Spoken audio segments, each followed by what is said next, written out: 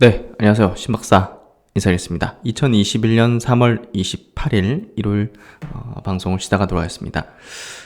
이번 주말에는 굉장히 좋은 소식이 나왔죠. 셀트론의 이제 유럽 EMA 쪽에서 이제 긴급 사용 허가 권고가 이제 나왔습니다. 그래서 앞으로 이제 유럽 각국이 이 셀트론의 이제 코로나 항체 치료제를 이제 수입할 수 있는 그런 어떤 명분적 1단계 이제 스테이지 단계가 좀 넘어섰다 이렇게 좀 생각할 수 있는 거고요.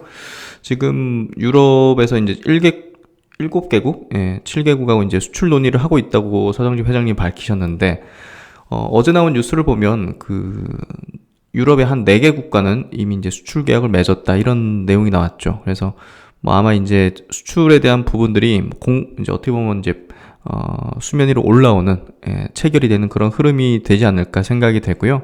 뭐 그런 내용들은 아마 이제 공시로 아마 셀트론이 내보내게 될 겁니다. 그래서 이번 주말에는 굉장히 큰 이런 어떤 호재가 나왔다. 이렇게 보시면 될 것 같고, 유럽 같은 경우는 지금 코로나가 굉장히 심각해지고 있죠. 다시 3차 유행을 막아야 되는 그런 상황 속에서 아마도 이제 유럽 각국들이 셀트론의 어떤 치료제를 이제 받아들일 수밖에 없는 그런 상황이 좀 되고 있는 것 같고요. 국내도 지금 코로나 신규 확진자가 500명으로 좀 올라섰지 않습니까? 이런 부분도 셀트리온에게 이제 상당히 우호적인 분위기를 좀 만들게 될 것 같고요. 다만 이제 막 단기적으로 막 급등하는 거 이런 거 바라기보다는 작년은 좀 기대감에서 이제 오른 부분이 컸다면 올해는 이제 실적에 기반한 어떤 수급의 성격이 틀리다고 생각해요. 작년에 셀트론에 붙었던 수급과 올해 이제 붙는 수급의 성격은 좀 틀리기 때문에 계단식의 어떤 우상향이라든지 이런 패턴에 대한 생각을 좀 하시면서 투자하는 게 조금 더 맞다고 생각하고요. 그래서 셀트론 얘기를 오늘 좀 EMA에서 나온 어떤 기사를 좀 번역한 내용 비롯해가지고 자세하게 한번 분석을 해드리도록 하겠습니다. 그리고 이제 내일은 아크인베스트 이제 한 50조 정도 이제 운용 규모를 갖고 있죠. 아크인베스트에 이제 우주 ETF가 출범하게 됩니다. 그래서 이에 따라 이제 자금이 들어오면 당연히 우주 관련된 기업들을 전 세계에서 이제 사들여야 되거든요. 그런 부분에서 어떤 종목을 살지가 시장에 굉장히 초미의 관심사가 될 것 같고, 국내에서도 우주항공 관련해가지고 최근에 이제 누리호 1단 연소 시험이 이제 성공하면서 10월 달에 이제 국산화된 어떤 첫 이제 발사체 로켓의 성공 가능성을 굉장히 높였는데요. 뭐 정부 단에서도 지금 우주 관련된 정책적인 지원이라든지 강한 어떤 드라이브를 좀 거는 흐름에 있고, 또 이제 뭐 한화그룹 같은 경우는 자체적으로 이제 성장 동력으로 삼으면서 역량을 집중하는 그런 흐름이 되고 있죠. 그래서 우주항공 관련해서는 올해 계속 화두가 될 거고, 관련주들에 대한 어떤 투자 전략도 저는 수익률 높이기 위해서는 분명 필요하다고 생각합니다. 이게 뭐 단기성이 아니라 사실 좀 중장기성의 어떤 흐름이 될 거기 때문에 저는 보다 공격적이고 높은 수익률을 내기 위해서는 우주항공 관련된 섹터를 분석을 해야 되고 전략을 짜야 된다 이렇게 생각해요. 그래서 관련 내용 한번 짚어드리고요. 그리고 이제 전체적인 어떤 펀더멘털 얘기입니다. 한국 경제가 지금 경제 성장률, 올해 이제 예상되는 경제 성장률을 한 3.6%로 지금 상향이 됐거든요. 그러니까 지금 계속적으로 컨센이 올라가면서 결국은 물가가 이제 올라가고 뭐 금리가 올라가는 부분보다 펀더멘털이 더 이제 압도를 하게 되면 뭐 주식시장이 최근에 출렁거리는 어떤 부분보다는 이제 펀더멘털 실적이나 이런 수출 이런 부분으로 이제 관심도가 높아지거든요. 결국은 그렇게 되면 이제 주식에 대한 위험 자산에 대한 선호도가 당연히 더 높아지는 거고, 그런 부분에서 올해는 정말 실적에 포커스든 어떤 전략, 그런 기업들 그리고 그런 업종군에 대해서 우리가 포트폴리오에서도 비중을 높이는 전략이 아마 높은 수익을 내는 어떤 방법이라고 생각해요. 그래서 그런 어떤 전체적인 내용들을 한번 짚어드리면서 오늘 또 다음 주 전략 짜시는데 또 도움되는 내용으로 한번 말씀드려 보겠습니다. 먼저 금요일날 이제 미국 시장 마감부터 한번 체크를 해드리죠. 일단은 뭐 결론적으로는 S&P 500 지수 1.6% 상승해서 마감됐고요. 이렇게 장대 양봉. 그리고 나스닥 지수도 1.2% 상승, 다우 지수도 1.39% 상승으로 거의 뭐 또 신고가 경신 앞두고 있는데요.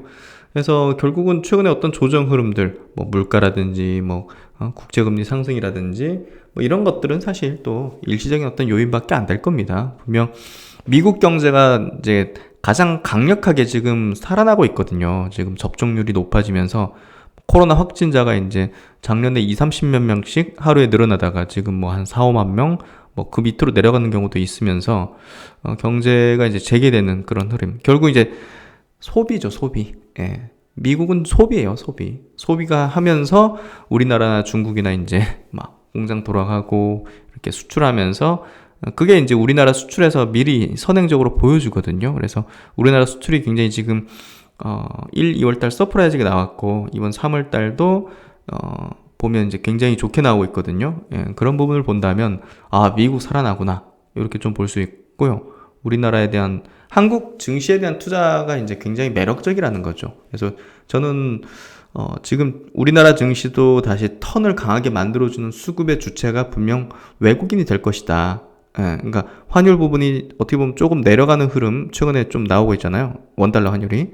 예, 그런 것들이 외국인 들어오는 어떤 흐름이 되고 있고 엊그제 이제 금요일 날 외국인이 수급이 순매수로 들어왔던 게 굉장히 저는 긍정적이었다고 생각해요. 그래서 그 얘기를 좀 드렸는데 어쨌든 미국 증시도 뭐랄까 뭐 특별한 이슈가 있었던 건 아닌데 보자 이제 막판에 이렇게 쭉 올렸는데 미국 경제 이제 재개 회복에 대한 기대감 그런 부분으로 좀 해석하더라고요. 각종 이제 외신이나 이런 것들이. 그래서 이렇게 또 살아나는 두 번의 바닥은 이렇게 찍어야 되나 봐요. 네, 기술적으로 볼 때. 그래서 요 정도는 될 수 있다고 생각했는데 기어이 이렇게 두 번의 어떤 바닥을 확인하고 다시 재차 올라서고 있고 기술적으로 보더라도 요 중장기 이평선이요. 네, 중장기 이평선을 어떻게 보면 붕괴시키지 않고 우상향의 패턴을 계속 이어간다는 것 자체가 펀더멘털 어떤 견고함을 좀 말해주는 것 같아요.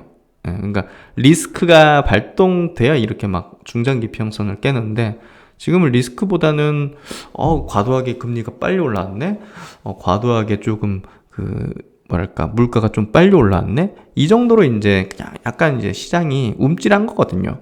그렇기 때문에 중장기 이평선까지 뭐 내려오거나 깨지 않고 여기서 잘 받쳐주면서 그냥 이제 뭐 심약한 투자들 이제 털고 가는 그런 개념이라 보면 될 것 같아요. 그러니까 이제 여기 보시면 10년물 국제금리가 올랐잖아요. 올랐으면 원래 증시 빠져야죠. 그렇지 않잖아요. 그러니까 이게 꼭 오른다고 증시 빠지고 이런 개념보다는 그때 상황이 그 증시의 어떤 하락 명분으로 되는 거고요. 결국 금리는 올라가는 게 정상적인 거고 경제가 살아나니까 뭐 그런 부분에서 결국은 이제 이 금리에 어느 정도 증시가 좀 적응했다 생각해 볼 수 있을 것 같아요. 그래서 금리가 올랐음에도 불구하고 나스닥 주요 이제 미국 증시가 다 이렇게 크게 또 올랐다는 거는 굉장히 큰 의미라는 거를 볼 수가 있어요. 그러면 이제 코로나 상황을 오랜만에 좀 한번 짚어볼게요. 유럽이 지금 어떻게 좀 심각해지고 있는지를 한번 보면 셀트론의 이제 코로나 항체 치료제가 얼마나 이제 수출이 좀 급진적으로 이룰 수도 있겠구나 하는 생각을 해볼 수 있는데요. 일 확진자 수를 보면 유럽 이제 작년 뭐 10월, 12월 모를 때 굉장히 많았죠. 하루에 막 유럽 이제 유로존 쪽 보면 30만 명씩 이렇게 늘어났습니다. 뭐 스페인, 프랑스, 영국 보면 막 하루에 5만 명, 7만 명, 8만 명씩 막 정말 심각했죠. 근데 지금 뚝 떨어졌다가 뭐 이제 백신도 맞고 이러면서 이제 뚝 떨어졌다가 최근에 보시면 다시 또 이렇게 한 20만 명 이상, 25만 명 가까이 늘어나는 하루에 이런 어떤 약간 뭐 3차 유행이라고 지금 표현하는데 1차, 2차, 뭐 3차 이렇게 얘기하죠. 그래서 이런 부분들 때문에 지금 유럽의 국가들도 백신을 지금 접종하고 있긴 하지만 이거 치료제 있어야 되겠다. 왜냐하면 지금 이제 병원이 마비 상태가 되다 보니까 이런 부분에서 빨리 약을 받아들여야겠다. 미국은 뭐 지금 자기들만 쓰기에도 지금 바쁘기 때문에 유럽은 아마 셀트론의 어떤 이 약이 레키로나주가 이제 커버를 하게 될 걸로 생각이 되고요. 그런 부분에서 아마 뭐 개인적인 생각이지만 정말 공장을 풀로 돌려야 되지 않을까 하는 생각을 합니다. 비축을 해야 되는 부분이 또 크기 때문에 왜냐하면 이 코로나가 종식될 수는 없는 걸로 지금 기정사실화 되고 있고 이러다가 또 감소하다가 또 늘어날 수 있기 때문에 유럽 각 국가가 병원 마비되면 다른 환자들 막 뭐 교통사고 난 환자들 뭐 어떤 뭐 긴급한 어떤 환자들이 치료를 못 받으면서 이런 의료체계 붕괴될 수 있기 때문에 중환자로 가지 않을 수 있도록 이런 어떤 코로나 항체 치료제가 반드시 필요할 거고, 그런 부분에서 미국 거를 뭐 갖다 쓰기에는 뭐 가격도 그렇고, 가격보다는 이제 물량이 또 원활하게 또 수급이 안 되기 때문에 셀트론의 이제 약을 아마 받아들이게 될 것 같아요. 그래서 그런 부분에서 올해 이제 유럽에서 셀트론의 어떤 레키로나주가 위상을 드높이고 그 유럽을 구하는 그런 약이 될 거라고 생각합니다. 그리고 이제 미국 같은 경우는 작년에 이제 30만 명씩 하루에 늘어나지 않습니까? 이렇게. 근데 지금 보면 어때요?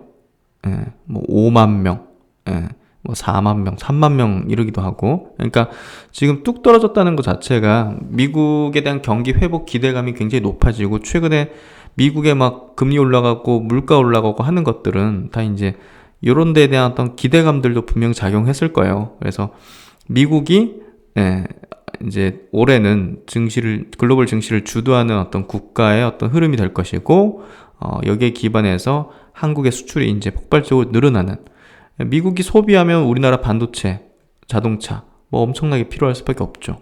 거기에 뭐 선박도 당연히 많이 필요할 수 있고, 그래서 이런 부분에서 한국 경제가 올해 굉장한 어떤 성장을 보일 것이며, 우리나라에 대한 투자는 굉장히 우호적인 어떤 이 수급들이, 외국인의 수급들이 들어오게 될 거라고 저는 생각합니다. 그래서 최근에 증시의 조정이 분명한 기회라는 것을 저는 확신해요. 저는 확신하고, 그리고 구조적인 성장을 보이는 그런 배터리 주식이라든지 플랫폼 기업 같은 경우는 이거는 뭐 땡큐 하면서 받아야죠. 조정받는 거. 그래서 그런 내용을 좀 많이 강조드렸고, 그런 내용을 한번 좀 곱씹어 보시면 좋을 것 같습니다. 그래서 이런 어떤 코로나 상황이 이렇다 이해하시고, 그러면 이제 최근에 이제 코로나가 그 변이가 이렇게 일어나는 게 조금 우려됐나 봐요. 지금 뭐 브라질이 지금 하루에 뭐 2,000명씩 이렇게 사망자가 속출한다고 하잖아요. 뭐 통제가 안 된다는데, 하여튼 변이도 지금 뭐 셀트론이 지금 임상을 좀 진행하고 있기 때문에 그런 부분에서도 향후 좀 기대되어지고요. 주요국 이제 코로나 백신 보급률 및 접종률을 보면 이 영국과 이제 미국이 이제 굉장히 높은 수준입니다. 뭐 40에서 50% 가까이 되는 어떤 보급률, 접종률 추이를 보이고 있고, 그 아랫단으로 지금 이런 이제 유럽 국가들, 뭐 브라질은 이제 맞아도 지금 굉장히 심각한 상황인데요. 어쨌든 이런 상황이다. 그리고 이제 한국의 경제 성장률 자체를 지금 계속 상향시키고 있는데요. IMF에서 이제 발표하는 내용입니다. 작년 10월 달에는 2.9%였는데 올해 이제 1월 달 3.1%로 올렸거든요. 이제 올해 이제 경제 성장률 자체를. 근데 3월 달에는 3.6%로 이제 성장률 전망치를 올렸어요. 그만큼 지금 우리나라 자체가 이제 좋아지는 이런 부분보다는 미국에 대한 어떤 경제 성장률 전망치가 상향되면서 이렇게 따라 올라간 거라 보시면 될 것 같아요. 결국 우리나라는 수출입으로 이제 이렇게 경제가 돌아가는 국가이기 때문에 대외적인 변수에 따라서 이제 경제 성장률이라든지 이런 것들을 변경할 수밖에 없는 거거든요. 그런 부분에서 지금 IMF가 이렇게 상향시키는 부분들, 그리고 글로벌 교역량이 개선되면서 한국 수출 회복세가 지금 올해 들어서 1, 2월, 3월 서프라이즈하게 지금 개선되고 있다는 거, 이런 부분들이 한국 경제의 펀더멘털, 그리고 주요 이제 시총 상위 이제 대표 반도체, 자동차 뭐 여러 가지 이런 기업들이 이제 좋아지는 그런 흐름으로 되고 있다는 거, 그 점을 좀 이해하면 될 것 같고요. 그래서 하나금융투자 리포트 발췌를 좀 보면요, 경제 성장 기대감을 높이는 한국 수출이다. 한국 경제는 수출 주도의 성장세가 지속되고 있다. IMF는 2021년 한국 경제 성장률 전망치를 3.6%로 이제 상향 조정을 했다. 국내 경제가 코로나19 여파로부터 점차 정상화되고 대외 수요가 강하게 나타날 걸로 판단했기 때문이다. 그래서 우리나라 경제도 이제 지금 뭐 정말 내수도 살아나는 흐름이 되고 있죠. 그리고 대외적인 수요가 지금 강하게 나타난 이 부분이 아마 이 상향 조정의 주요 근거가 됐을 것 같고요. 추경 효과도 반영이 됐다. 금주는 한국 3월 수출입이 발표되는데 각각 전년비 15.7%, 16.8% 내외로 상승할 것으로 본다. 미국, 중국, EU 수출이 견고한 흐름을 유지 중이다. 그래서 반도체, 자동차 수출 호조에 이어서 유가 하락에 영향을 받았던 석유 제품 수출도 반등할 전망이다. 그래서 이제 어떤 화학 업체들, 뭐 최근에 이제 뭐 신성장 동력을 같이 붙인 그런 어떤 화학 업체들 있죠. 대한유화라든지 그리고 효성화학, 그리고 뭐 최근에 뭐 코로인더 이런 종목들도 좋은 흐름이 되고 있죠. 그래서 그런 것들. 다만 유가 기저효과, 자본재 수입 확대 등으로 한국 수입 증가율도 두 자릿대 상승률을 기록할 것으로 보여서 무역 수지 흑자폭은 작년 하반기 대비해서 줄어들 가능성이 높다. 글로벌 교육량이 회복되면서 당분간 한국 수출 호조가 이어질 것으로 기대한다. 그래서 뭐 흑자폭 줄어드는 부분보다는요, 무역량이 증가하는 게 더 중요한 포인트라는 걸 좀 이해하는 게 필요할 것 같아요. 그래서 대신증권에서도 이제 되게 좋은 내용으로 내일 오전에 아마 나온 리포트인데요. 미리 좀 올라온 거 제가 체크해 드리겠습니다. 강력한 무기를 장착한 코스피 다시 달린다. 그래서 제 생각 거의 뭐 일치해서 이경민 연구위원이 쓰신 게 2, 4분기 상승 추세 재개, 상승 탄력 강화 전망이다. 그래서 연초 이후 글로벌 증시는 금리에 굉장히 민감한 반응 보였죠. 근데 이제 근본적인 문제는 물가 대비 성장에 대한 기대가 약해졌기 때문이다. 이로 인해서 글로벌 자산 시장의 과열 밸류에이션 부담이 변동성 확대로 이어졌다는 판단이다. 그래서 야, 이렇게 막 국채 금리가 막 1.6, 1.7, 막 1.8, 2%까지 가는데 야, 이거 경제 성장률 그렇게 급진적으로 따라오겠어? 했는데 이거 미국이 막 급진적으로 지금 재개되고 좋아질 거라 보여지고 있고, 한국의 경제 성장률도 상향 추이를 이렇게 막 전망치를 올리다 보니까 뭐 물가 올라가는 거, 금리 올라가는 것보다 경제 올라가는 게 더 세면 이건 뭐 주식 매력이 더 높아지는 거지로 이렇게 갈 수 있는 거죠. 그래서 이렇게 금리 물가 올라가는데 경제 성장률 전망치도 이 정도면 이거 너무 과도하게 올라온 거 아니야? 테슬라 이런 것들 뭐 네이버, 카카오, 삼성전자, 하이닉스 너무 빨리 올라온 거 아니야? 해서 뭐 그걸 좀 우려한 투자들이 팔고 뭐 이러면서 이제 변동성이 좀 격화된 거죠, 이렇게. 근데 이 경제 펀더멘털 너무 우수한데 이게 나오게 되면 금리 올라온 거, 물가 올라오는 거 이것보다 야, 그래도 뭐 주식이지, 이런 식으로 이제 가는 거죠. 그래서 그런 부분으로 지금 되는 2분기 어떤 길목에 들어서 있다 생각하고요. 2, 4분기에는 글로벌 전 지역에서 물가, 금리 상승 부담, 리스크를 압도하는 경제 기업 이익의 성장 모멘텀이 이제 유입이 된다. 2, 4분기 글로벌 증시와 코스피는 상승 추세를 재개하고 예상보다 강한 상승 탄력을 보일 것으로 전망이 된다. 그래서 이제 지난 1분기, 뭐 2분기, 뭐 하반기에 대한 어떤 뭐 리뷰 전망에 대한 어떤 간단한 도식인데요. 1분기는 뭐 그랬던 것 같아요. 이제 뭐 코로나도 좀 막 재확산된다, 뭐 이런 어떤 우려감들, 그리고 뭐 물가, 금리 이런 것들이 좀 올라오면서 펀더멘털 간의 어떤 힘겨루기 이런 것들이 좀 벌어졌던 그런 1분기였던 것 같아요. 근데 2분기는 이 펀더멘털이 물가와 금리를 압도하는 그런 흐름이 전개될 걸로 생각이 돼요. 그래서 코로나도 이제 강한 회복과 이제 거기에 따른 경제 재개가 벌어지는, 그리고 이제 미국 뭐 재정 정책 뭐 3조 달러 이렇게 투입해서 인프라 투자 계획안이 이제 다음 주에 발표가 되죠. 그런 부분들도 강한 어떤 모멘텀이 되는 그 포인트가 될 것 같아요. 그래서 1분기는 이렇게 물가 금리가 펀더멘털보다 강해서 위험자산에 대한 좀 변동성 확대인가, 위험자산을 털어버리는 그런 주체들이 있었던 거죠. 근데 2분기에는 물가 금리보다 펀더멘털의 강함이 드러난다. 그래서 위험자산에 대한 강한 상승 추세가 다시 재개된다. 이렇게 이제 얘기를 하는 것 같고요. 하반기에는 역시 물가 금리보다 펀더멘털이 더 강하면서 위험자산 상승세가 지속될 것이다. 그러면 이제 어떤 종목, 어떤 섹터에 대한 우리가 투자 전략을 가져야 될 것이냐 해서 딱 맞아요.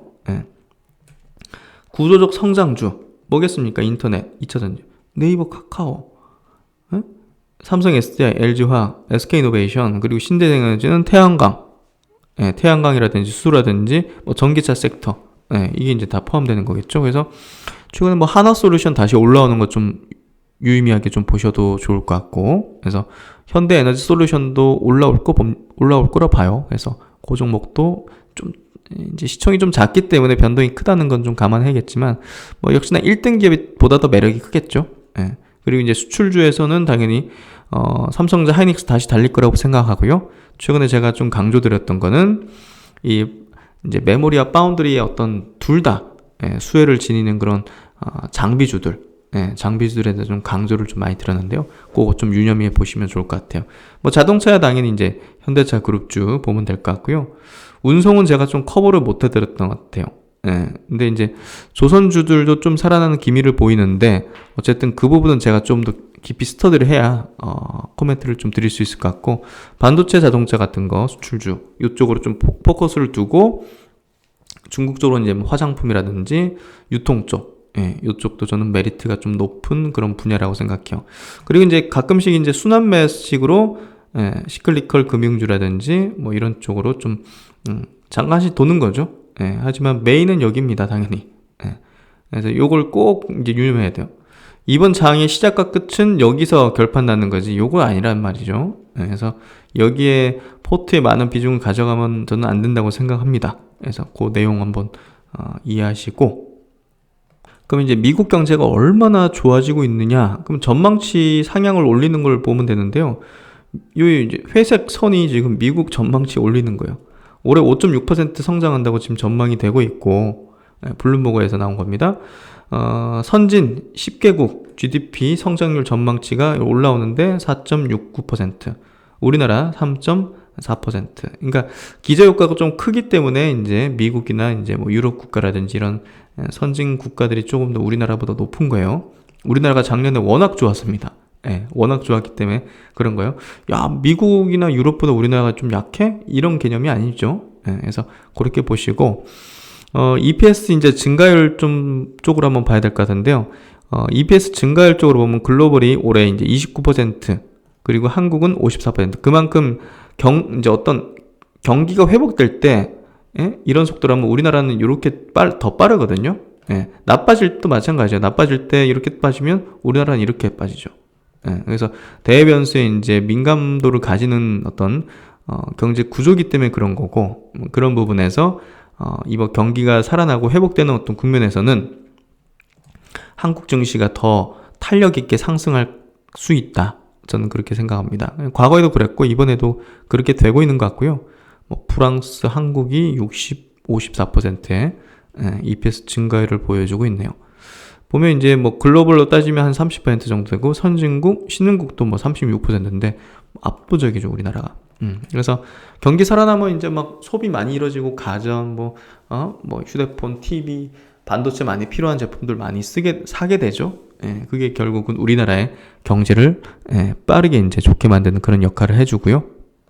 그러면 이제 글로벌 경기 교육 이런 것들이 이제 회복되면서 한국 기업의 이익이 개선이 되는 어떤 그런 프로세스를 한번 좀 이해하는 그런 내용이니까요. 한번 학습해 두면 좋으실 거예요. 왜냐하면 이게 항상 4, 5년 이렇게 반복해서 사이클이 벌어지기 때문에, 거기에 따라서 한국 경제는 이제 반도체, 그리고 이제 뭐 자동차, 특히나 이제 반도체가 민감도로 가지죠. 그래서 반도체가 한 3에서 한 5년 상간의 어떤 사이클을 좀 보이거든요. 그래서 그런 부분을 좀 이해하고 계시면 반도체 투자하는데 굉장히 이제 도움이 되실 거고, 한국 증시에 대한 투자를 할 때도 저는 굉장히 도움이 되실 거라 생각해요. 그래서 작년에 이제 시작하신 분들은, 주식을 시작하신 분들은 이런 메커니즘은 좀 학습해 두시면 참 좋을 것 같아요. 어차피 이제 뭐 경제학을 전공하셨거나 이런 분들은 아마 이해도가 높으실 것 같고, 그렇지 않으신 분들은 이렇게 제가 체크해드리는 내용들을 한번 숙지하시면, 역사는 반복되잖아요. 그렇기 때문에 이 원리 자체는 바뀌지는 않는 거거든요. 그래서 글로벌 경기 교육 회복세는 빨라질 가능성이 높다. 미국을 비롯한 글로벌 소득 지원 정책이 소비 모멘텀 강화로 이어지고, 그러니까 미국 막 이제 이제 돈을 주잖아요. 그런 것들이 이제 결국은 소비 모멘텀으로 강화로 이어지고 있고요. 뭐 일부는 뭐 투자도 하겠죠. 주식 투자 같은 거. 그리고 이제 제조업 리스토킹 수요가 동반 유입되고, 그러니까 재고가 많이 바닥나 있는 상태죠. 그러다 보니까 지금 이제 수요가 갑자기 높아지면 그 재고가 확 감소하면서 빨리 채워야 되는 물건을 빨리 채워야 되는 그런 수요가 이제 동반 유입되고 있기 때문에 그런 부분에서 상당히 좀 교육이 빨라지고 있다. 수요 회복에 따른 소비와 이제 재고의 정상화라는 숙제를 동시에 푸는 과정에서 미국을 비롯한 주요 선진국들은 수입을 통해서 자체적으로 이제 자기들이 생산한 것도 부족하니까 이제 다른 국가에서 이제 수입을 해가는, 우리나라로 치면 수출이죠. 네, 수출이 늘어나는 어떤 포인트죠. 그래서 수입을 통해 부족한 공급분을 이제 충당할 것이다. 대외 의존도가 높고 수출 비중이 높은 한국 경제, 산업, 금융시장에는 긍정적인 변화이다. 과거 미국 제조업 재고가 감소하는 구간에서 한국의 수출 모멘텀은 강했다. IT 버블 이후, 금융위기 이후, 그리고 IT 이제 슈퍼 사이클이 있었던 2016년, 17년 당시 공통적인 현상을 확인할 수가 있다. 이런 어떤 현상이 있었죠. 이번에도 글로벌 제조업 경기 호조와 함께 한국은 물론 중국, 대만 등 수출 비중이 높은 국가들의 수출 증가세가 빠르게 개선되고 있다. 즉 21년 미국을 비롯한 글로벌 소비 제조업 경기 동반 개선은 글로벌 교육, 한국 수출의 서프라이즈 모멘텀으로 이어질 가능성이 높다는 판단이다. 그런 흐름이 지금 전개되고 있죠. 이미 1분기에 보여주고 있고 이 속도 자체가 2분기에 더 가팔라질 걸로 저는 생각이 됩니다. 이러한 글로벌 매크로 환경의 변화는 한국 기업 이익에 대한 신뢰도를 높이는 변수다. 한국 수출 모멘텀과 코스피 기업 매출 증가율과는 상당히 높은, 한국 수출 늘어나면 코스피에 있는 주요 기업들의 매출이 증가하는 이 높은 상관관계를 보이고 있었기 때문에 과거에도 이번에도 그렇게 될 걸로 보여지고요. 수출이 예상보다 빠르게 개선되고 개선폭이 확대될 경우 한국 기업 이익에 대한 눈높이 상향 조정과 함께 예상보다 강한 이익 모멘텀을 기대할 수 있다. 실제로 한국의 2021년 EPS 증가율은 54%에 달한다. 아까 이제 전 세계 평균은 28%였죠. 2020년 기저효과가 크지 않음에도 불구하고 글로벌 최상위권 이익 모멘텀을 보유하고 있다. 글로벌 경기 회복 국면에서 글로벌 경쟁력을 갖춘 한국 기업의 레버리지 효과가 예상이 된다 해서 이번에 이제 구조적 성장주 비롯해서 수출 주도하는 섹터와 이제 기업들도 상당한 어떤 어닝 모멘텀을 가지게 될 게 2분기에 두드러질 거다 이런 얘기를 하는 거고요. 매우 이제 긍정적인 4월부터의 어떤 실적 장세 본격화가 될 것이다 이렇게 좀 전망이 됩니다. 그 다음은 이제 셀트론 관련된 내용입니다. 정말 이번 주말에 아주 퍼펙트한 그런 어떤 내용이 나오는데요. 일단은 그 유럽에서 긴급 사용 쪽으로 이제 허가 권고를 내리면서 이 유럽의 각국들이 이제 수입을 할 수 있는 어떤 근거가 마련됐다 이렇게 이해하시면 될 것 같아요. 그래서 뭐 유럽의 국가가 이제 그냥 가져간다, 뭐 승인 떨어졌다, 전체적인 어떤 승인이 그냥 떨어진 거다 이런 개념보다는 이제 과학적인 어떤 이 데이터를 가지고서 이거 써도 좋다 이런 권고 사항이라 보시면 될 것 같고, 이제 유럽 각 국가가 이제 판단할 문제죠. 거기 이제 허가 기관들이 그러면 이제 뭐 노르웨이나 이제 스웨덴이 우리는 써야겠다 해서 이제 수입하고 이런 식으로 이제 그 다음 단계가 절차가 있다는 것을 얘기하는 거예요. 그래서 가장 중요했던 어떻게 보면 첫 번째 1단계 이제 스테이지가 통과가 된 거기 때문에 뭐 이제부터 뭐 이 해외 수출의 어떤 활로가 이제 스타트를 끊었다 이렇게 이해하면 될 것 같아요. 그래서 앞으로는 어떤 국가에 얼마나 수출하는지에 대해서 아마 주가도 민감도를 가지게 될 것 같고요. 지금 코로나가 이제 굉장히 심각해지고 있는, 다시 또 재창궐하고 있는 유럽의 어떤 상황을 본다면 상당한 국가들과 물량들이 아마 수출 계약으로 이어지지 않을까 하는 게 이제 생각입니다. 그래서 이제 그 내용을 한번 번역을 좀 해보면요. EMA의 인간의약품위원회 CHMP는 코비드19 환자를 치료하기 위한 단일 항체 레그담비맙의 사용에 대한 검토를 완료했다. 이 검토는 시판 허가 이전에 항체의 사용에 대한 국가적인 의사결정을 지원하기 위해 EU의 이제 전체적인 EU 수준에서 일치된 어떤 과학적 의견을 제공하기 위해 이제 수행되었다. 이 기관은 이제 레그담비맙이 보조 산소요법이 필요하지 않고 심각한 코비드19로 진행될 위험이 높은 그런 성인 환자의 코로나19 치료에 사용될 수 있다고 결론 지었다. 그래서 사용해도 된다. 이렇게 결론을 지은 겁니다. 그래서 이제 EMA는 코비드19 증상이 있는 성인 외래 환자의 레그담비맙의 효과를 조사하기 위해서 이 진행 중인 임상의 데이터를 이제 검토한 후 보충 산소가 필요하지 않은 경증 환자에게 권고를 했다 해서 어쨌든 어떤 제한적으로 이렇게 제시하진 않았어요. 일단 이 EU 측에서는 연구의 첫 번째 부분의 결과는 레그담비맙이 입원 비율을 낮출 수 있다는 것을 보여준다. 그러나 그 결과는 현 시점에서 약의 유익성에 대한 확고한 결론에 도달할 만큼 이제 충분히 강력하지는 않았다. 그래서 데이터가 이제 국내 식약처도 이제 그런 얘기를 했지만 어쨌든 데이터적으로 설명한다면 이런 어떤 내용이 나올 수밖에 없었을 거라 생각해요. 안정성 측면에서 보고된 부작용은 대부분 경미하거나 보통 수준이었다. 그리고 이제 주입과 관련된 어떤 반응, 알레르기라든지 이런 것들은 배제할 수 없다. 나올 수 있는 거다. 의료 전문가는 이러한 반응에 대해서 환자를 모니터링 해야 한다. 이런 불확실성에도 불구하고 레그담비맙이 중증으로 진행될 위험이 높은 환자에 대한 치료 옵션으로 간주될 수 있다고 이제 결론을 내렸다. 그래서 쓸 수 있다는 겁니다. 그래서 이제 릴리사 그리고 이제 리제네론이 유럽에서도 이렇게 좀 허가 권고를 받았는데 거기서 없던 문구니까 조금 신경을 쓸 수 있는데요. 어쨌든 요 내용이죠. however 하면서 현 시점에서 이제 약의 유익성에 대한 확정 결론에 도달할 만큼 충분히 강력하지가 않았다. 데이터상으로는 이제 그랬는데요. 어쨌든 이 임상 디자인 자체가 좀 그랬어요. 그런 부분에서 결국 이제 음전으로 이제 도달하는 어떤 시간 단축 이 부분에서 유의성을 좀 보이지 않았다는 거를 지금 이렇게 얘기를 하는 것 같고요. 데이터상의 어떤 의견이라고 보면 될 것 같아요. 그래서 이 부분은 3상에서 확실한 데이터가 나와주는 것이 중요할 것 같다. 결국 이게 현 시점에서라고 이제 표현을 했다는 것 자체가 이제 결론이라고 볼 수도 없는 거기 때문에 어쨌든 이 부분은 유념해라. 어차피 너희들 쓸 건데 유럽 국가들이 어차피 쓸 건데 이 부분은 유의해서 너희들이 판단해라. 이 얘기를 하는 거예요, 결국. 그래서 3상에서 확실한 데이터가 나와주는 것이 좀 중요할 것 같고요. 아마 이제 릴리사 그리고 리제론과 이제 경쟁에서 좀 필요한 부분이 아마 이제 3상에서 나올 그런 어떤 통계적 유의성 부분이 될 것 같아요.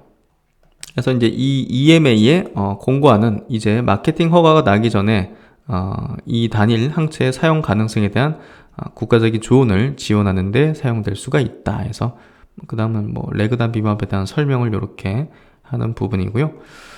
경증 그리고 중등증 코비드19를 가진 환자의 입원 필요성을 줄일 걸로 예상된다. 그래서 지금 의료기관 마비니까 이거 써서 병원들 마비를 좀 줄일 수 있는 그런 치료 옵션이라 쓸 수 있다. 이런 얘기를 하는 거죠. 이런 권고를 하는 거죠.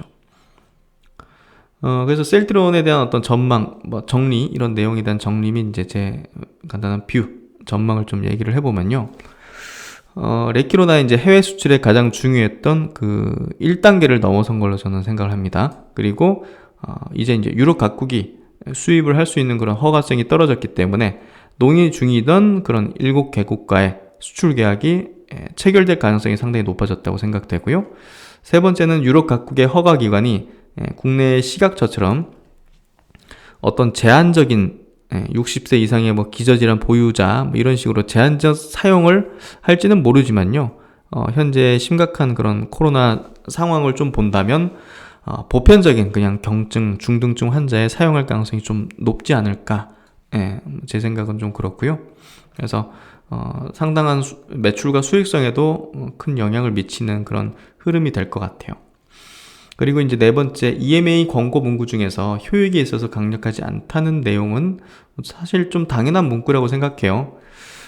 하지만 임상 디자인 자체가 릴리사 그리고 리제론사 대비해서 매우 이제 보수적으로 디자인을 짠 거잖아요. 이제 그런 부분에서 감안한다면 일단은 이런 내용이 나오는 건 당연했지만 그렇다고 릴리사나 리제론사 대비해서 이야기의 어떤 효능이나 이런 부분에서 열의에 있다 이렇게 판단할 수는 없습니다.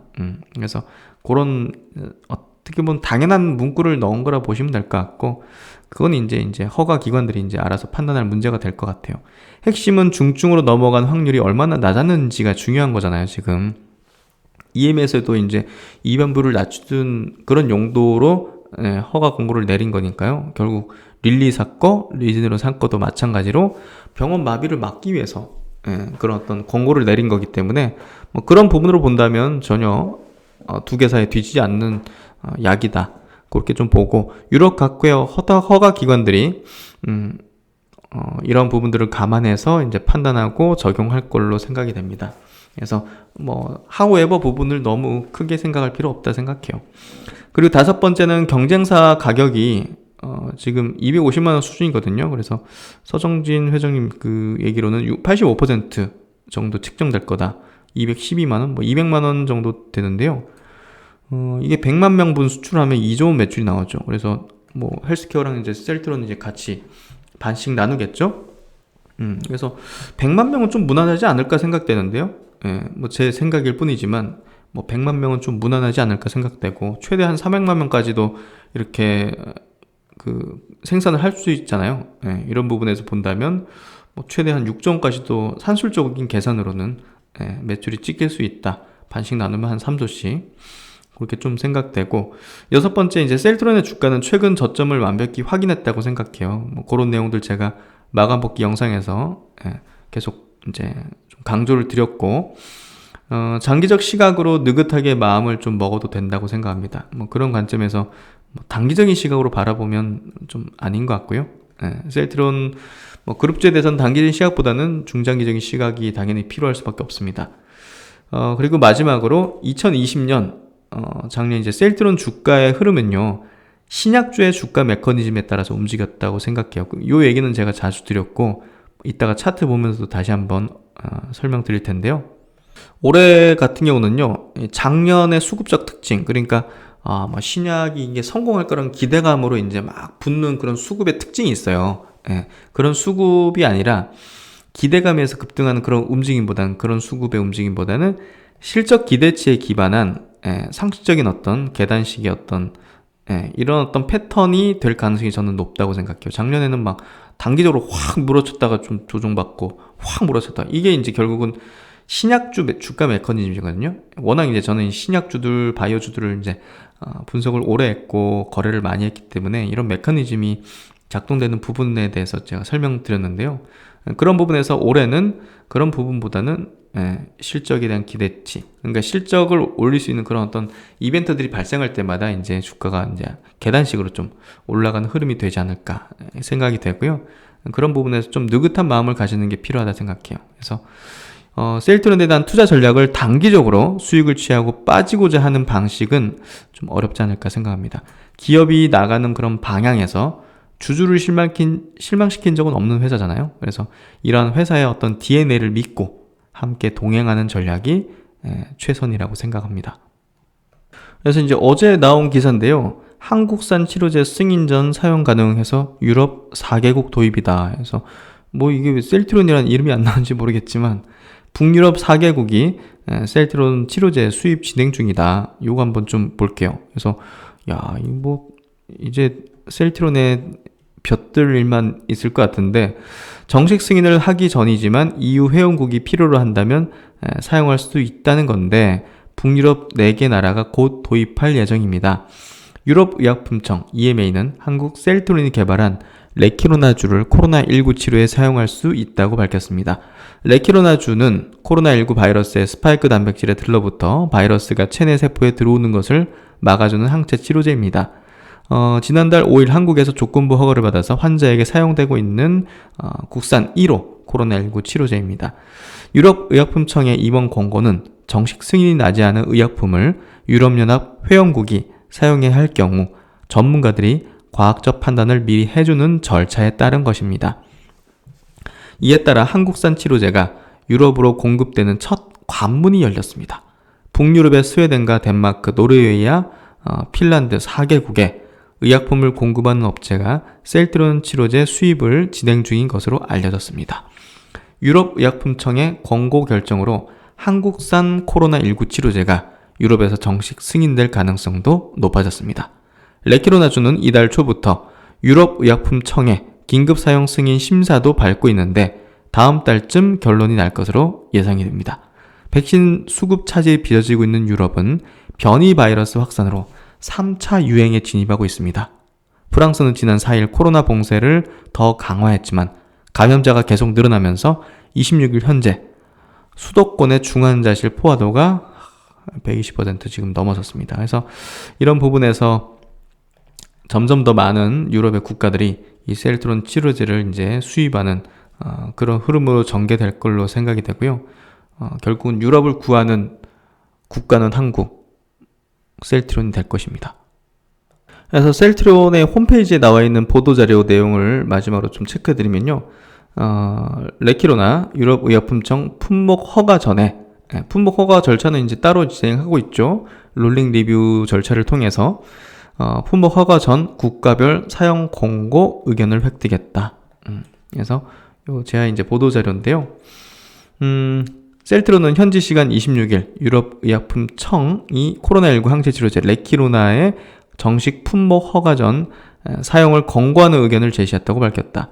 이로써 유럽 국가들은 정식 허가 전에도 EMA의 사용 권고를 바탕으로 레키로나를 사용할 수 있게 됐다. 그래서 사실 뭐 정식 허가보다 그 전부터 지금 빨리 사용해야 되는 상황이니까 빨리 지금 수입을 해야 되는 상황이라고 생각되고요. 그래서 레키로나 이제 셀트론이 제출한 레키로나의 품질, 비임상 그리고 이제 인간 임상에 대한 데이터를 검토했으며 그 결과 입원으로 진행될 가능성이 높은 고위험군 코로나19 환자를 대상으로 레키로나를 투여할 경우 중증 발전 비율을 낮추고 입원 비율을 줄일 수 있다고 판단해 이와 같은 결정을 내렸다.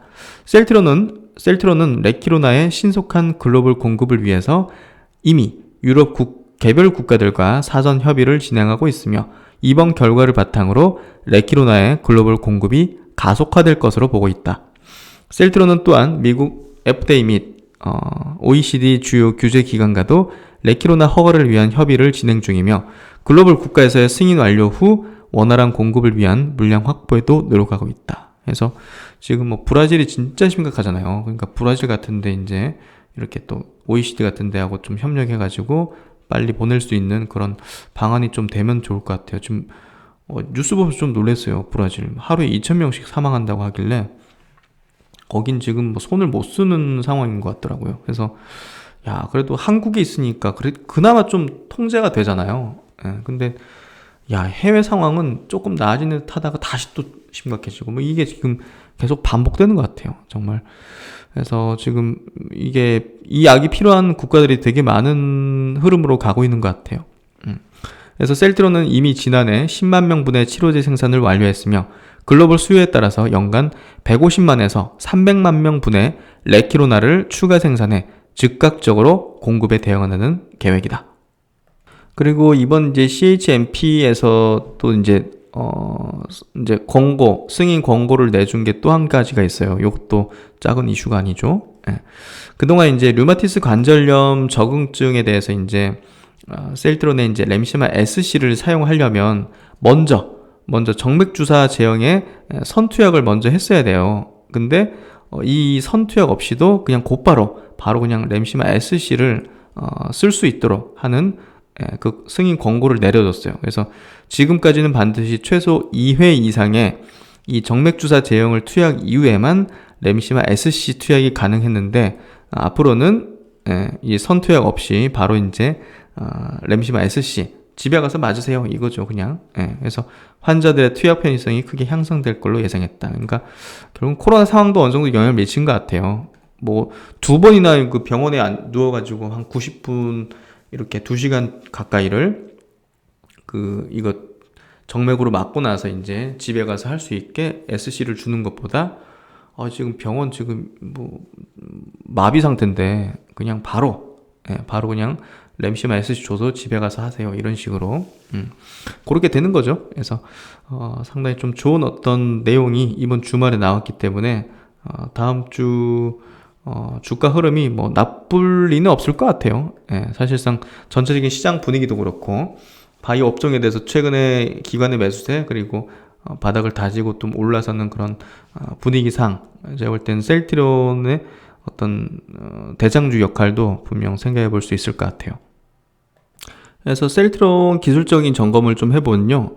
예, 작년 같은 경우는 이제 정말 기대감이었죠. 코로나 치료제 막 임상 기대감 이런 부분들이 이렇게 이제 단기 급등을 좀 만들어내는 그런 흐름이 됐잖아요. 그리고 요런 날 장대 양봉 막 이런 식으로. 근데 요때 이제 뭐 공매도 뭐 청산되는 그런 어떤 분위기. 근데 여기서부터는 저점을 어느 정도 확인한 게 거의 뭐 나왔었어요. 그리고 투자 심리 자체도 이제 완전히 이제 뭐랄까 작년에 신약주 메커니즘에 의한 그런 어떤 막 기댄 그런 수급이 있단 말이에요. 신약주들은 대체적으로 다 그런 수급이 붙거든요. 그러니까 셀트론의 변동성은 그런 수급이 좀 만들어냈던 것 같고 최근에 그런 수급들이 거의 다 빠져나간 것 같아요. 대부분. 그리고 나서 이제는 실적적인 부분 거래금도 이렇게 급감했던 거는 결국은 그런 어떤 단기 트레이딩의 관점의 수급들이 어느 정도는 다 일단락된 거라 보여지거든요. 그래서 손바뀜이 어느 정도 됐고 그런 부분에서 최근에 제가 단기 바닥을 좀 확인한 것 같다 이런 얘기를 드린 게 그런 수급이 이제 어느 정도는 나갔다, 거의 대부분 나갔다 이렇게 좀 판단된 거죠. 그래서 지금부터는 좀 견실하게 견실하게 실적에 대한 기대감을 가지고서 계단식의 어떤 우상향이 나오지 않을까 이렇게 좀 생각이 되고요. 뭐 그만큼 좀 느긋한 마음을 가지고서 가져간다면 어쨌든 또 올해 이제 빅 이벤트 합병이라는 이벤트까지 있기 때문에 좋은 어떤 흐름이 되지 않을까 생각이 됩니다. 그래서 지금 코로나 항체 치료제 이 수출 금액 자체도 사실 굉장히 아직은 가늠하기 힘들죠. 그러니까 어느 정도 수출 이제 되는 공시가 나오면서 우리가 좀 기대치라든지 계산을 좀 해볼 수 있을 것 같고 거기에 기반해서 세일들은 어떤 시총이라든지 이런 부분도 우리가 좀 약간은 가늠해 볼 수 있지 않을까 생각이 되고요. 주가는 좀 건실하게, 건전하게 또 안정적인 그런 흐름으로 좀 전개될 걸로 저는 생각을 합니다.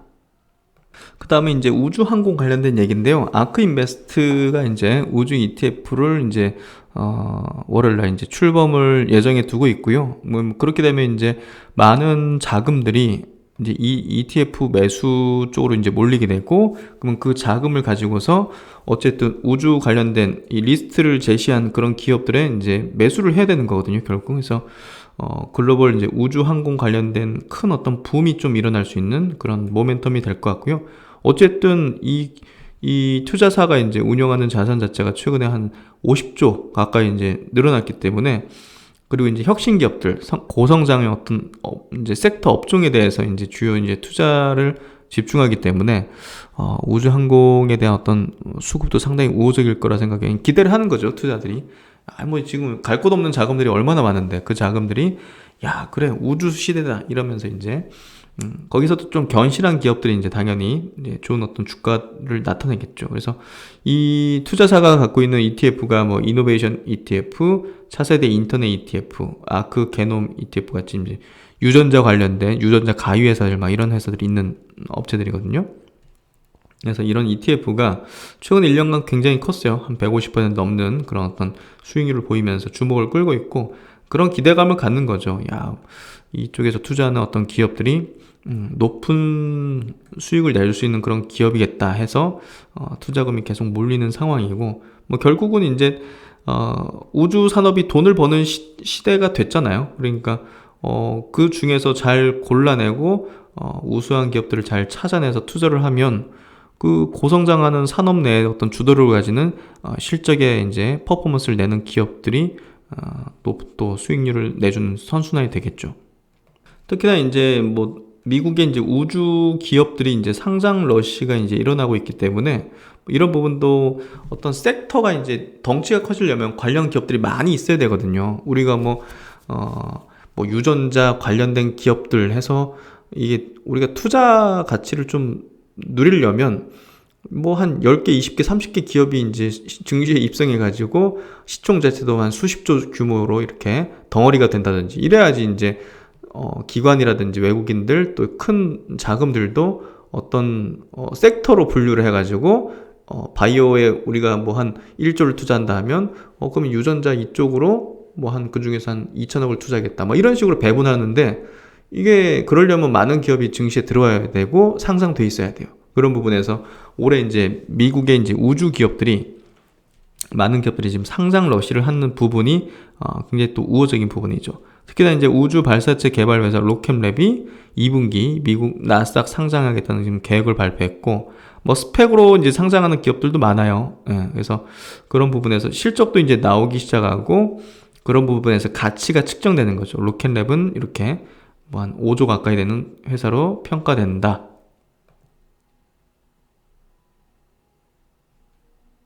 그래서 뭐 이런 기업들이 지금 올해 상장 예정인 우주 기업으로 분류가 돼 있고요.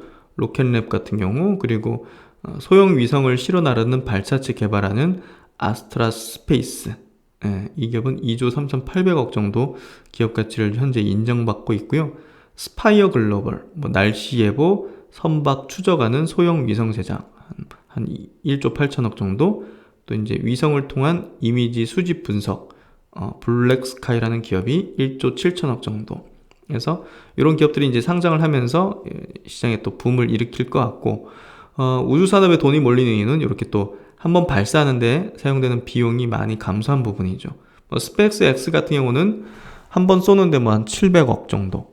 그만큼 단가를 많이 낮췄기 때문에 많이 쏘아 올릴 수 있고, 거기에 따라서 급속도로 거기 이제 비즈니스를 할 수 있는 그런 토대가 되는 거예요. 위성 뭐 한 10,000개 쏘아가지고 저게도 이제 위성 인터넷 사업을 한다고 하잖아요. 그러니까 그런 것들이 가능해진 게, 요거 뭐 한 번에 뭐 한 200-300개씩 실어가지고 위성 쏘고 하면 금방 2-3천 개 위성 궤도에 이제 돌게 되고, 그것도 몇 번 더 하면 한 10,000개 이렇게 되는 거죠. 그래서 이제 작년만 하더라도 우주 산업이 한 400조 원 규모였는데요. 뭐 모건스탠리의 전망입니다. 2040년쯤 되면 1조 달러, 1130조 원에 이를 것으로 지금 전망이 되고 있고, 뭐 스펙이나 이런 것 통해서 지금 자금 조달도 활발하게 진행되면서 이쪽 산업이 상당히 거대해지고 있다. 뭐 이렇게 이해하면 될 것 같고요. 그래서 우주 기업에 대한 투자 열기도 굉장히 커지고 있고, 이 뭐 아크가 이제 다음 주 내놓는 그 ETF가 이제 큰 인기를 지금 받게 될 걸로 보여지고 있고요. 국내에 이제 많은 우주 관련된 기업들도 주가가 이제 올해 들어서 이제 좋은 흐름으로 되고 있어요. 그리고 이제 미국 나사 같은 경우는 24년 계획된 이제 달 착륙성 개발 아르테미스 그 프로젝트를 민간 기업에 맡겼거든요. 이게 결국은 뭐 당연히 이제 이 상업화되는 흐름으로 가는 거죠. 국내에서는 이제 한화그룹이 그룹 내 우주 산업을 총괄하는 스페이스 허브를 이제 출범해서, 특히나 이제 한화 에어로스페이스는 뭐 국내 이제 민간 유일한 위성 제작사 세트레가의 지분 30%를 인수를 했죠. 특히 뭐 게임 회사 넥슨 같은 경우도 스페이스 X에 이제 자금을 투자하면서 우주 산업에 대한 어떤 밝은 전망을 좀 보여주고 있고요. 그리고 이제 얼마 전에 쐈던 이제 차세대 중형 위성이죠. 여기 이제 발사 후 첫 교신에 성공하고 이제 궤도 진입까지 성공했대요. 뭐 이거는 이제 상상도겠죠, 당연히. 거기서 뭐 찍을 수는 없는 거니까. 그래서 핵심 부속품을 다 국산에 했고, 요 차세대 중형 위성은 또 이제 관련 부품이나 이제 그런 부분이 뭐 국내에서도 한화 시스템이라든지 한국 항공우주 이런 기업이 참여해가지고 만든 거기 때문에 뭐 역시나 이제 또 좋은 어떤 또 흐름이 될 것 같습니다. 그래서 이제 미국의 나사와 마찬가지로 요 차세대 중형 이제 위성 1호도 지금 대부분을 민간으로 넘겨가지고 국산화를 달성한 거예요. 보시면 한국 항우연이라 불리죠. 한국항공우주연구원이 쌓아온 위성 개발 기술과 경험을 민간으로 이전하면서 위성 산업을 활성화하는 기반을 마련했다. 이른바 K 위성 시대를 알리는 신호탄을 쏘아 올린 것이나 다름없다. 그래서 이렇게 이제 한국도 민간 상업화의 어떤 우주 시대가 되고 있다는 것을 기억하셔서 이쪽에 대한 투자 전략은 저는 굉장히 밝게 봅니다. 그렇게 좀 보시고, 그리고 또 한 가지 좀 짚어드릴 게 여러 가지 많이 짚어드리는데요. 웨이브라고 국내 이제 지상파 3사하고 이제 SK텔레콤이 이제 합작해서 만든 그 OTT 업체예요. 이게 지금 국내에서는 넷플릭스 다음으로 이제 그 시장 점유율이 높은데 25년까지 1조 원을 투자하겠다고 밝혔어요. 그만큼 최근에 SK텔레콤 주가가 이제 핫해지기 시작했는데 하나의 어떤 성장 동력으로서 삼는 것 같고요. 사실상 OTT 시장은 계속 커질 수밖에 없을 겁니다. 근데 거기에 있어서 지금 넷플릭스가 상당히 좀 독보적인 어떤 성장을 지금 국내에서 보여주는데요. 왜냐하면 이제 한 5천억을 지금 K 뭐 드라마, 영화 제작하는데 쏟아붓고 있거든요. 그러니까 돈으로 그냥 쩐의 전쟁이죠. 쩐의 전쟁. 돈으로 밀어붙이는 건데 이 OTT 시장을 다 뺏길 수 있으니까 지상파 3사 그리고 SK텔레콤이 더 공격적으로 투자를 하면서 오리지널 컨텐츠를 늘리겠다는 거거든요. 결국은 그런 부분에서 SK텔레콤에는 상당히 우호적인 어떤 흐름이 될 것 같아요. 그래서 결국 이제 콘텐츠를 제작하는데 당연히 1조 원을 투자하는, 그래서 자기들 웨이브에 와야지만 볼 수 있는 그런 오리지널 품목을 늘리겠다는 얘기를 하는 것 같고, 국내 OTT 시장을 보면 지난해 한 7,800억 규모라고 합니다. 넷플릭스가 진출해서 더 커진 그런 시장이고, 국내 이제 월 사용자 수 보면 넷플릭스가 1,000만 명, 와 엄청 많이 사용하네요. 웨이브가 이제 한 400만 명 가까이, 티빙이 한 260만 명. 그래서 웨이브가 결국 이제 2위 그룹에 형성돼 있고, 투자를 늘리면 여기 좀 따라잡는 흐름으로 되겠죠. 그래서 어쨌든 넷플릭스는 뭐 저도 이제 개인적으로 쓰지만 웨이브는 안 써봤네요, 저도. 그래서 어떻게 코멘트를 드리긴 어렵지만 어쨌든 돈을 쓰면 뭐 국내 이제 제작 환경 자체는 워낙 좋으니까 그런 부분에서 앞으로의 어떤 점유율 뺏어오는 것들도 한번 체크해 볼 필요가 있는 것 같아요. 그래서 SK텔레콤은 향후에는 이제 성장주로서의 어떤 위력들을 보여주게 될 겁니다. 결국 이게 이제 지배구조 개편이 되고 이렇게 또 중간 지주사 설립되고 하면서 자회사들 이런 어떤 웨이브 같은 이런 것들에 대한 가치가 아마 부각될 거라고 생각되거든요. 그런 부분에서 SK텔레콤은 우호적인 시각 계속 드릴 수 있을 것 같고요. 그래서 SK텔레콤의 월간 차트를 한번 보면요, 와 심하죠. 2000년대 이렇게 엄청난 급등을 10배 이제 급등해졌죠. 당시에 이동통신 혁명에 의해서. 그 뒤로 20년 동안 뭡니까? 박스권이죠. 20년 동안 이렇게 박스권이에요. 그리고 박스권의 상단이 얼마죠? 30만 원입니다. 그러니까 즉 무슨 얘기냐? 30만 원 돌파하면요, 30만 원을 돌파하려면 이제 굉장히 고성장할 수 있는 부분들이 부각돼야 되겠죠?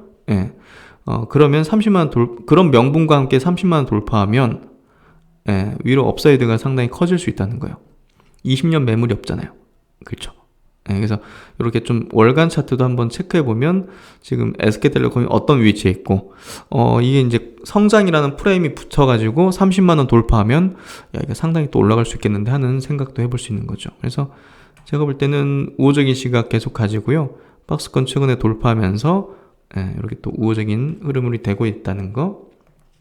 그리고 수급 적으로도 이거 외국인이 하루에 1,000억을 사버리대요. 엄청나게 수급적으로도 우호적인 외국인들의 수급이 이렇게 지속 유입되고 있는 것도 한번 우리가 주목해 볼 포인트 같아요. 누가 이길까요?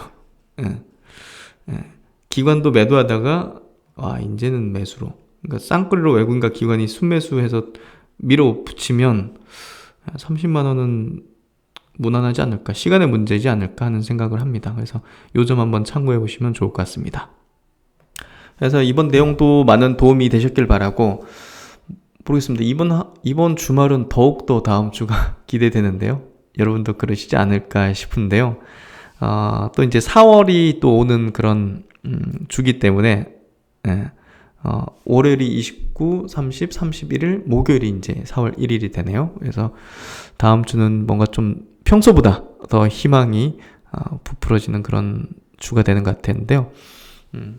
항상 그게 참 중요한 것 같아요. 우리가 살아가면서 월요일이 희망과 기대에 부풀어서 빨리 왔으면 좋겠다.